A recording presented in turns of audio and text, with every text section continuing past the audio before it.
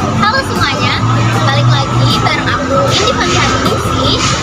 Sekarang aku lagi ada di mana ya? Kalau ada patung gajah kayak gini? Yap, benar banget. Aku lagi ada di Museum Gajah atau Museum Nasional yang letaknya itu tepat banget ada di seberang Monumen Nasional atau Monas. Nah, kira-kira di dalam Museum Gajah atau Museum Nasional ini ada apa aja ya? Yuk, kita lihat bareng-bareng sama aku. For your information guys, jadi selain disebut Museum Nasional, orang-orang juga sering menyebutnya dengan Museum Gajah. Karena tadi kalian lihat kan, di bagian depan Museum Nasional langsung terlihat patung gajah. Eits, tapi patung tersebut bukan hanya sekedar hiasan loh, namun merupakan hadiah dari Raja Thailand kepada Indonesia pada tahun 1871. Patung tersebut menggambarkan simbol persahabatan yang erat antara dua negara melalui kesenian. Oke, sekarang aku mau beli tiket masuknya dulu. Untuk harga tiket masuk ke Museum Nasional yaitu 15.000 untuk anak-anak, 25.000 per orang untuk warga negara Indonesia dewasa, dan 50.000 untuk warga negara asing dewasa. Kalian juga bisa memesannya melalui online ya teman-teman. Oh iya, ternyata pembayarannya hanya bisa dilakukan menggunakan uang digital atau e-wallet.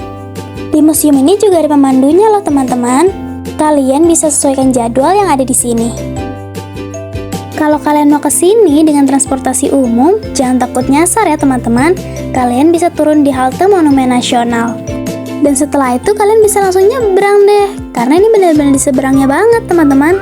Oke, sekarang saatnya benar-benar masuk ke Museum Nasional. Kalian lihat sendiri kan, di sini benar-benar ramai teman-teman. Buat masuknya aja ngantri. By the way, aku salfok sama patung Buddha ini. Ternyata di depannya aja udah banyak patungnya yang berderet-deret tahu teman-teman. Nah, ini aku ngasih unjuk tiket masuknya, kemudian di-scan. Nih, dibantu scan sama petugasnya, baru deh kita boleh masuk. Let's go, kita jelajah Museum Nasional. Nah, sekarang aku ke sisi kirinya dulu nih teman-teman. Di sini, baik di kanan maupun di kirinya, banyak sekali koleksi-koleksi dari Museum Nasional ini. Koleksinya pun macam-macam, mulai dari patung-patung, arca-arca, relief, ataupun yang lainnya. Di bawahnya juga ada penjelasannya, baik itu dalam bahasa Indonesia maupun dalam bahasa Inggris. Ada juga daerahnya dari mana, dan juga tahun-tahunnya, benar-benar lengkap banget. Nah, kalau sekarang aku masuk lewat pintu tengahnya. Ini di bagian kiri nih, sebelah kiri, ada tempat penitipan barang teman-teman. Jadi kalau kalian bawa barangnya banyak, kalian bisa titipin tuh, dimasukin loker. Harusnya ada penjaganya sih, tapi mungkin lagi nggak ada nih. Next, aku di sini lihat ada kayak gajah gitu. Apa ya ini? Kalian tahu dong pastinya. Ini tuh Ganesha teman-teman. Jadi Ganesha ini dikenal sebagai dewa ilmu pengetahuan, kebijaksanaan, dan penyingkir segala rintangan dalam agama Hindu. Ganesha ini punya nama lain loh, yaitu Ganapati atau Wigneswara. Nah, pada Candi Salwa, ia ditempatkan di relung sebelah barat. Selain Ganesha, masih banyak loh yang lainnya teman-teman. Contohnya kayak ini nih, Dewa Dewi Reco Penganten. Jadi kemungkinan ini menggambarkan raja dan ratu penguasa Majapahit. Sikap duduk dan raut wajahnya itu gembira yang mengingatkan kepada sepasang pengantin yang berbahagia.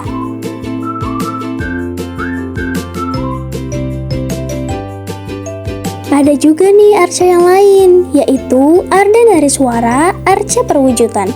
Ini merupakan arca seorang raja atau penguasa yang diwujudkan sebagai figur perpaduan sakti dan dewa, atau Siwa dan Parwati dalam satu tubuh. Bersatunya dualitas sisi maskulin dan feminin ini menjadi energi kreatif seperti lingga yoni yang saling melengkapi. Ardhanariswara mencerminkan dualitas membentuk harmoni dalam satu entitas yang dibutuhkan seorang pemimpin. Nah, sekarang aku mau ke bagian tengahnya nih teman-teman.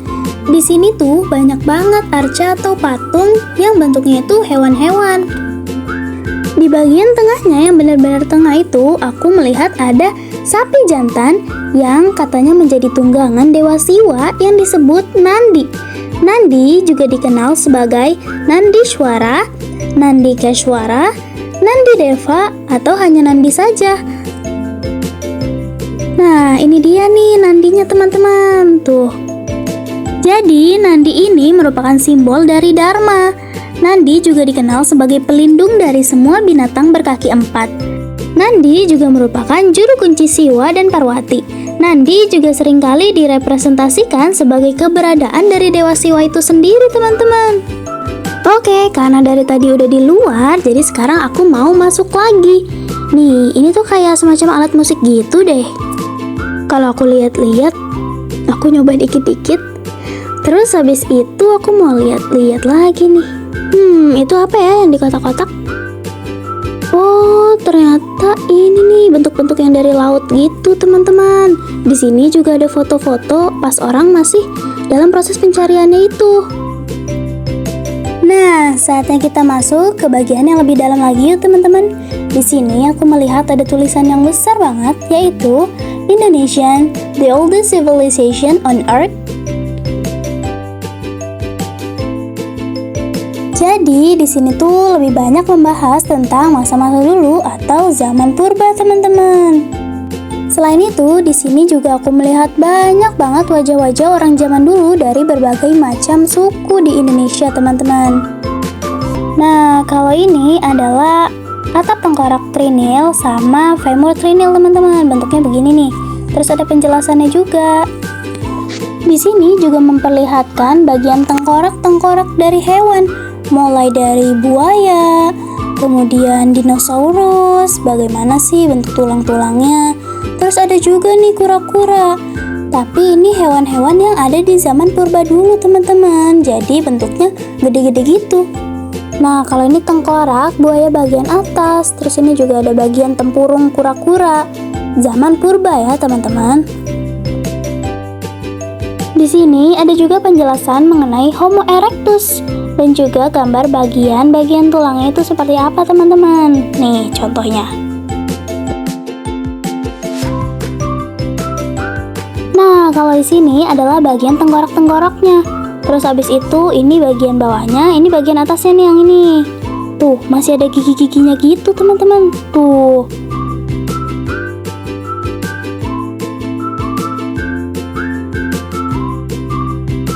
Nah, untuk sisi selanjutnya ini adalah gambaran bagaimana sih kehidupan di zaman purba dulu. Nah, kalau yang ini adalah gambaran bagaimana sih kehidupan di Bali. Dan di bawahnya tuh ada penjelasan mengenai Pitamaha. Jadi Pitamaha adalah sebuah asosiasi seni yang diprakarsai oleh bangsawan Ubud Cokodra Gede Agung Sukawati. Selanjutnya untuk ruangan yang ini tuh lebih banyak tentang lukisan-lukisan. Ada juga senjata-senjata, kain-kain, alat makan, dan lainnya. Untuk lukisannya itu sebenarnya ada banyak banget, teman-teman. Tapi aku salfok sama lukisan yang satu ini karena banyak monyetnya. Terus aku penasaran, aku baca dong. Ternyata ini merupakan lukisan karya Ida Bagusmade yang menceritakan peperangan antara Raja Monyet Sugriwa dan Subali, teman-teman. Nah, kalau untuk lukisan yang ini tuh menggambarkan bagaimana sih acara galungan yang ada di Bali, teman-teman. Nah, jalan lebih lanjut lagi, di sini aku melihat banyak banget foto-foto tokoh, teman-teman. Mulai dari I Gusti Nyoman. Nih, mukanya tuh begini rautnya, teman-teman. Terus habis itu ada Walter. Ada juga Agung Sukawati Cokrogede, ada Rudolf. Selanjutnya aku jalan lagi. Di sini tuh banyak banget nih koleksinya, teman-teman. Aku lihat dari penciptanya tuh banyak kan orang Bali, teman-teman. Ada juga berbagai macam kain di sini. Ada nama penciptanya, tapi ada juga yang nama penciptanya itu tidak diketahui sehingga ditulisnya anonymous. Nah, ini juga senjata nih.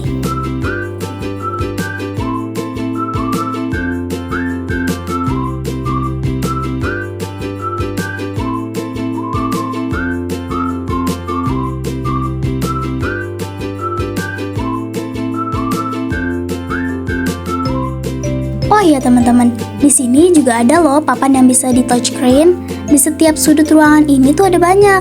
Di sini menjelaskan tentang berbagai macam koleksi. Misalnya dari Mahakala, kemudian Durga, Ganesha, dan yang lainnya. Nah, ini aku mau coba yang Mahakala ya. Oh ya, ini bisa bahasa Indonesia dan bisa bahasa Inggris ya teman-teman. Ini tuh bisa digeser aslinya. Melihat belakangnya, tapi nggak tahu kenapa error. Terus ini ada timelinenya, ada artefak locationnya. Nah, sekarang aku mau coba naik eskalator. Aku penasaran banget di atas ada apa sih?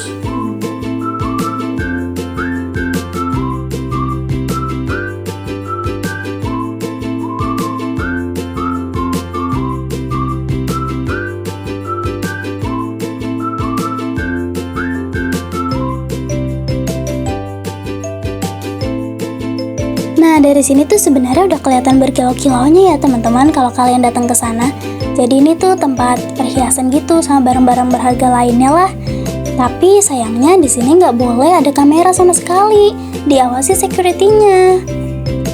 Makanya nggak aku videoin banyak deh.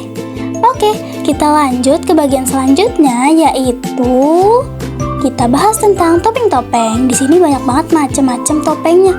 Ekspresi-ekspresi mukanya pun bermacam-macam. Ada yang giginya keluar, ada yang ada rambutnya, ada yang botak, dan macam-macam lainnya. Ada yang mukanya serem juga. Terus ada yang warnanya putih, hitam. Nah, itu juga menggambarkan dari berbagai macam daerah ya teman-teman. Jadi nggak cuma dari satu daerah aja. Nah, ini juga ada yang sepasang teman-teman. Ada juga penjelasannya secara lengkap. Sebenarnya kalau kita lihat dari ukiran dan motifnya serta warnanya bisa kelihatan kan dari daerah mana teman-teman. Kalau yang barusan itu dari daerah Kalimantan. Dan ini yang ada rambutnya panjang nih dari daerah Batak teman-teman. Next di sini ada bagian mengenal paras Indonesia. Jadi kalau kalian mau coba, nanti kalian baris dulu nih. Terus habis itu muka kalian diarahin ke kamera. Dan kameranya itu di-scan tuh kayak yang aku videoin ini. Tuh, contoh orangnya. Terus habis itu nanti kelihatan nih kalian itu berasal dari suku mana atau ras mana teman-teman. Tapi di sini aku nggak nyoba karena ya Allah rame banget. Lihat nih nanti antriannya nih. Aku video ini. Tuh dari sini sampai benar-benar ujung ruangan. Nih males banget kan. Jadi ya udahlah, sekedar tahu aja. Gak lupa juga aku foto sama patung yang ikonik di Museum Nasional, yaitu patung Ku Yakin Sampai di Sana, karya Nyoman Nuarta pada tahun 2012. Patung ini menggambarkan arus perjuangan yang dahsyat melalui semangat dan kerja keras, hingga sampai tujuan akhir yang lebih baik. Nah, patung ini mencerminkan pancaran inspirasi bagi ketahanan budaya yang terus menggelora sepanjang masa. Keren banget ya teman-teman. Oke deh, segitu aja video aku tentang Museum Nasional atau Museum Gajah kali ini teman-teman. Semoga videonya bermanfaat ya. Saatnya aku pulang. Bye-bye. Wassalamualaikum warahmatullahi wabarakatuh.